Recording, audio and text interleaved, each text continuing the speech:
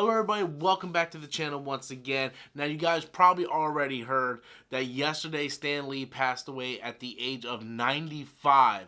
Now yesterday I did a video, just my initial reactions after hearing the news.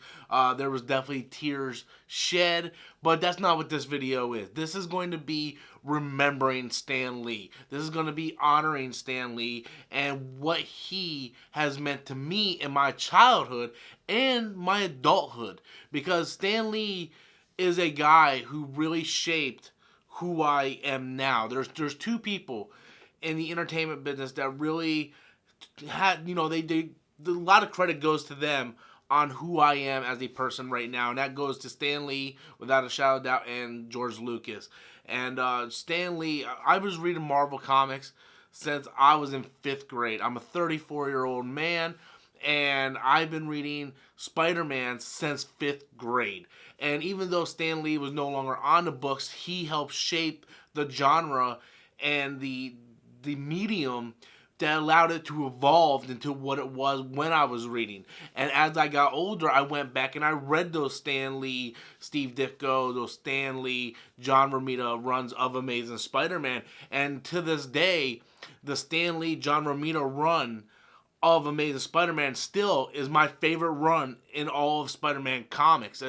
Just what him and John Romita were able to do is amazing to me. And one of my favorite issues of that run between those two creators was the death of Captain Stacy. And I always felt like that was a really personal story to Stan Lee, and he even mentioned it a couple times when he was doing interviews on, how much that issue meant to him. And it was actually a really touching issue, and it was a very special, and it was one of my favorite runs between Stan Lee and John Romita. And Stan Lee went on to create other characters other than just Spider-Man. He went on to create, Iron Man, the Hulk, the X-Men, and he helped co-create these characters with great artists. Artists like Steve Ditko, Jack Kirby, John Romita, so many great artists, collaborated with Stan Lee, and they really created something special. So special that it really shaped the era we live in now, the era that we are all experiencing. I mean, I am a channel that does videos daily on superhero movie news, superhero TV news, comic book news, and that's all because of Stan Lee and Jack Kirby and Steve Ditko and all these great people that started this back in the 40s and the 50s. And to really have, who would have thought Avengers Infinity War, we would have saw something like that on the big screen. And the fact that these properties that at one point, you guys got to remember, at one point, there was this great comic book purge where society thought comic books were shaping kids to turning them evil, and they set all their comic books on fire and they threw them away. And Stan Lee lived through that era of comics. He was there for the good and the bad and the death of comics and how it rose back up into the silver age of comics. And that's when he started Fantastic Four and Spider-Man and Incredible Hulk and all of these characters. They came after the purge of comics. So at one point, comics was almost on the brink of death. And somehow now it's the greatest phenomenon in Hollywood. Like, everybody wants their own comic book properties. It's killing TV. Like, you have the CW shows, you have the Marvel Netflix shows, Walking Dead, Preacher. Like, there's countless comic book properties on television. It's breaking records in movies. Look what Black Panther did. So it's what Stan Lee and these artists were able to create lives on to a whole new generation. People know who Stan Lee is without even know who Stan Lee is.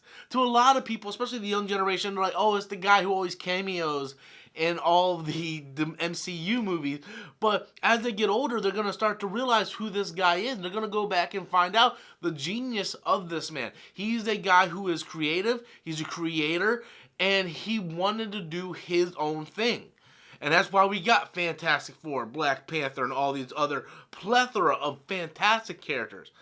And his creativity shaped who I am, where I want to do more in my life. I wanted to do comic book writing. I want to do films, and I want to get into so many different things, and that's because of the stuff I read that he wrote. Made me be creative. And I'm not the only person that has a similar story to this. There's countless others that feel the exact same way that I do. And it really was a horrible loss yesterday. It was a horrible loss. A lot of people say, well, he lived to 95, you lived, a great long age, let's celebrate it, you shouldn't be sad. It's all right to celebrate and still be sad. Don't get that confused. You can celebrate and honor the man's life, but you have every right to be sad. I am still sad. But I'm going to continue to read the characters that he helped create. And hopefully that these characters will live on for another 100 years. And the world lost something yesterday. The world lost something. Lost something good. There's not a lot in the world where we can point to and say, that's good. That's good. There's so much evil, so much destruction, so much hate going on in the world. And for someone that good to be gone, it hurts. And I am so proud of the fandom that just joined together in honor of this man's life. But that's really all I have to say. That's me remembering Stan Lee. The guy, a legend is too small of a word for what Stan Lee is. He's definitely going to be missed. And, hopefully he's up there with Jack Kirby, my boy Schnepp, and hopefully they're all around the table, just talking about comics. But that's really all I got, guys. I want to know what you guys think. What are some of your favorite memories of Stan Lee? Be sure to leave your comments in the comment box below. And until next time, as always, I'm Robert Storms, and that's my opinion.